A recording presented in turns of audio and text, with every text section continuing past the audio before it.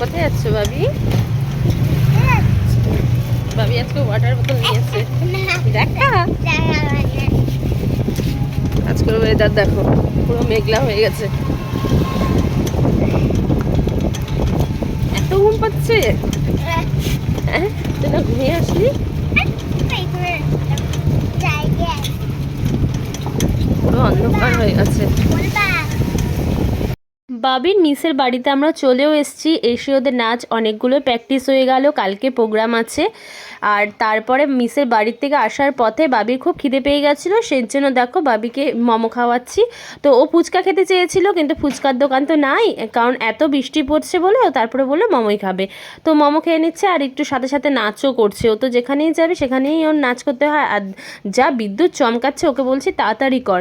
বাড়িতে এসে রাতে রান্নাবান্নাগুলো করছিলাম। তো চলো আজকের মতো টাটা।